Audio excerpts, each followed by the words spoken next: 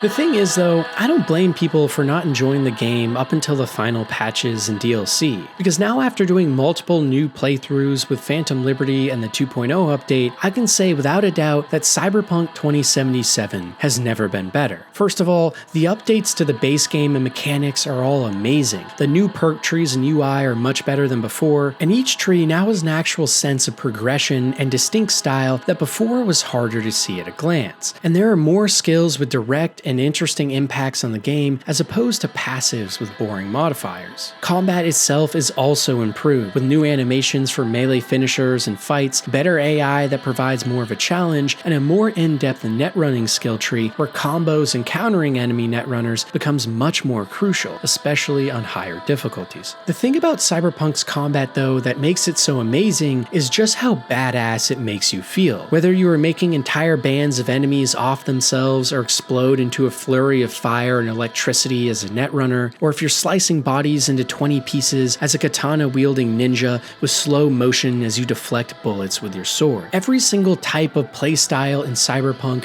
really lives up to the fantasy of being a cybernetic warrior who has enhanced their body to great lengths. It feels like a lot of other single-player games focus way too much on balance and making sure things are fair or challenging. And while Cyberpunk now isn't just a walk in the park, allowing players to craft some of the most overpowered and crazy builds is part of what makes the combat here so satisfying. After all, it's a single player game. Let us break the systems. Let us create crazy overpowered builds and live out a fantasy. And on this level, I can't think of many other RPGs that do it this well. There's so many different builds and ways to play, and even to this day, I don't think Cyberpunk gets enough compliments on how well it all comes together. Even small things like aiming your gun around cover just feels so much more automatic and fluid than most games that attempt it. There are studios dedicated to first-person shooting combat that have cover systems that don't even feel remotely as good, or shooting that feels more floaty. And it's easy to forget, but this is CD Projekt Red's first attempt at a first-person shooter game, and they pulled it off better here than most anyone else in the business. Shooting feels meaty and tactile. Enemies ragdoll and explode into a bloody mess when using heavy weaponry like shotguns, and with other builds, you can move and dodge at breakneck speeds, along with parkouring across buildings that almost make it feel like you're playing the next Titanfall or Mirror's Edge game. Even just watching someone else who is good at the gameplay makes you want to fire it back up and try a new build. And there's moments and things you can do in this game that make you feel like you were in a cutscene you would see in another game when you're really just playing in real time. Like clips you can watch where someone slows down time,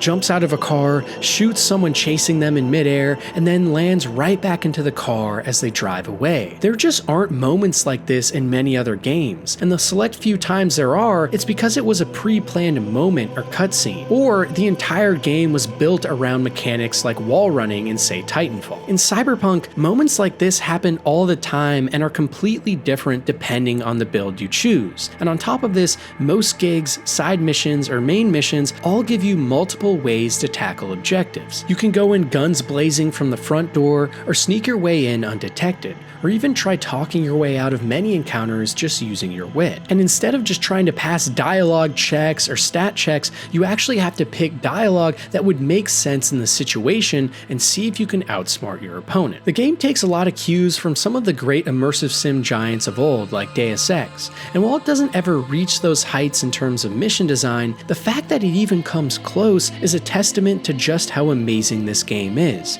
considering that there's an entire open world and RPG built on top of it as well. In a lot of ways, everything about the combat in Cyberpunk 2077, especially after the 2.0 update, is an absolute triumph. The fact that not just are there so many different playstyles for any kind of player, but that each has a lot of depth, and more importantly, is a lot of fun. In most other games, there's a way to play that's the most engaging, where certain other playstyles can feel lacking. But no matter what you do in Cyberpunk, you'll have a good time. And because of that, in terms of combat, the game is super replayable. It lives up to the RPG name and moniker. But where it doesn't quite hit the mark though is with choice and consequence, maybe the most important part of any role-playing game. You see, most RPGs like Fallout or Baldur's Gate have a ton of dialogue checks, countless moments where you have to make a decision about the fate of the people and the world around you. And oftentimes, the consequences of these moments are well telegraphed and explained to the player. For example, in the first act of Baldur's Gate 3, your decisions to help or go against the Grove and who you choose to save or kill has direct direct and immediate narrative impacts on the start of Act 2. It makes it feel like all of your decisions you made earlier really matter. Cyberpunk as a game focuses a lot less on things like this though. Don't get me wrong, there's a lot more choice and consequence in Cyberpunk than most people give it credit for, but for the times it does give you choices, like in the All Foods Militech and Maelstrom quest in the beginning of the game, those choices don't actually change all that much in the world or story. You might save someone that shows up later in a side quest or help an NPC that has a special surprise for you if you do later on, but the game isn't built around tons of consequences in the world for your actions. Rather, it's about giving you a bunch of morally gray quest lines to just ponder over. There's one quest in the base game where you find a father and son who are selling brain dances of children being tortured and abused to sick individuals,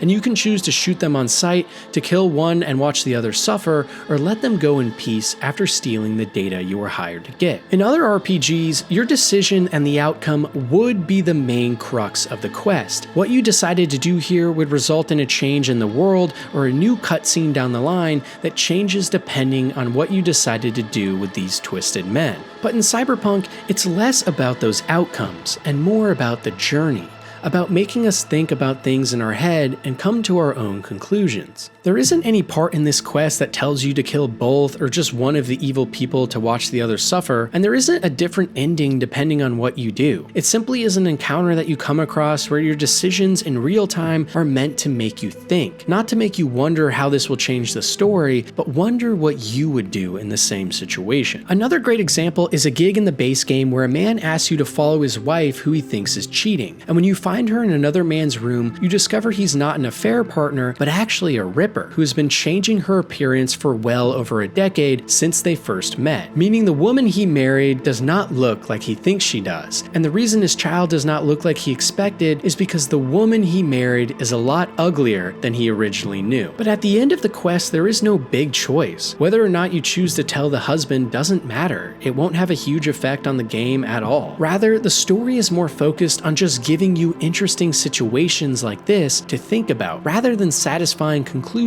based on your choices. And that's why I've always defended the quests in Cyberpunk. Even though they don't have all the fun choices and consequences that are telegraphed well from some of my other favorite RPGs like Fallout New Vegas, Mass Effect, and Baldur's Gate 3, these quests always ended up making me think a lot more. If you ask me about some of my favorite side quests in games, most of them are from Cyberpunk. And the reason that is because those quests actually got me pondering about my real life, or feeling actually strong emotions for the situations I was put in. So while it was fun talking with my friends about how their outcomes for certain quests and other games played out, the best part was seeing those outcomes and hearing other people's stories, not even the quests themselves and the questions they posed. I will say though that one issue Cyberpunk really does struggle with is that while it's very replayable from a combat perspective, the lack of meaningful choice and telegraphed consequences means multiple playthroughs, especially through Act 1 of the game, become tiresome and drawn out when you know exactly what is going to happen and have to skip through all the dialogue and cutscenes that last many hours. They hit really hard the first time, better than any other game out there, but on subsequent playthroughs, becoming Johnny Silverhand, for example, the first time in a flashback, becomes a roadblock to the open world rather than a super awesome reveal. However, in Phantom Liberty, a lot of the issues with consequence were finally resolved, and it also makes this section of the game a lot more replayable. Most of the gigs in the expansion have multiple different endings, massive choices you can make that will affect options later in the story. You might decide to help a bunch of citizens whose family members were killed by a cyber psycho, and if you do, when you come back days later, you'll see that they have banded together and formed a new tribe to get retribution after you have inspired them with your actions. If you end up saving a corrupt doctor who is taking body parts from alive patients to save others, all while making sure the gangs won't come back and mess with him, you can come back to his church later in the game and find a sprawling medical facility with tons of people and workers due to the fact that no one died. And it's things like this that elevate the Cyberpunk quest experience even more, because not only do these quests give you the insane scenarios and questions of the ones in the base game, but they do a better job of actually giving the player meaningful choices, ones that do in fact affect the world around them. And that's the story of Phantom Liberty in a nutshell. More of Cyberpunk, but better for the most part. The quests are more in depth with more interesting and better telegraphed decisions, the main characters keep you on edge the entire time with twist after twist, making it so there's no one you can trust, and most of all, the new zone Dogtown is just maybe the best in the entire game, with some of the most impressive environmental design and world building in the entire product. There are more NPCs with meaningful dialogue here, and there were so many times during the expansion I would just slowly walk around each part of this new zone and take in the sights, listening to people around me talk about what was going on in their lives and the world alike. Even more than the base game, Dogtown feels alive, and you can tell that CDPR really listened to the feedback from the community and made sure the final send-off for this game wouldn't disappoint. And not only that, but the main narrative of Phantom Liberty is just so enthralling. Putting a spy thriller into the Cyberpunk universe was the perfect fit, and as CD Projekt Red are known for, they crafted a narrative here that was filled with so many gray areas and hard decisions that I was on the edge of my seat the entire time. Having missions focused on infiltrating an enemy base and answering questions correctly to not get caught, or getting into an all-out brawl as the music intensity was turned up to 10 and a giant robotic machine chases you. There are set pieces and moments here in the expansion that put even the base game to shame, and in almost half the missions I felt like I was playing Tom Cruise in the next Mission Impossible movie in the best way possible. You can tell that an insane amount of love and care was put into every single detail in this zone as well. If you just take the time to walk around and look at every building and back alleyway, you'll discover so many little secrets, so much environmental storytelling, and once again, just like the base game,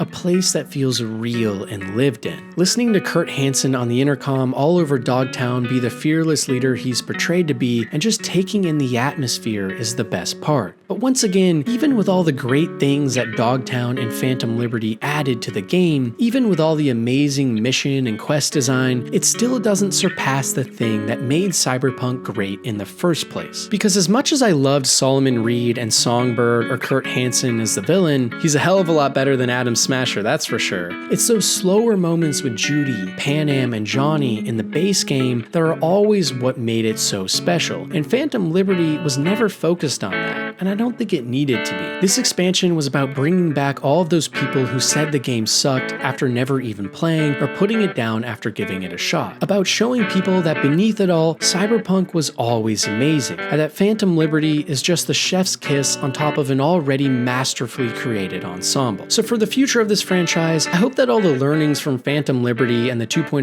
update make their way into the product from day one. But I also can't stress enough that the core of even 2077 on release needs to be in the game too. The core of what makes art everlasting. Not cool set pieces and firefights, but the people and characters that pierce your very soul.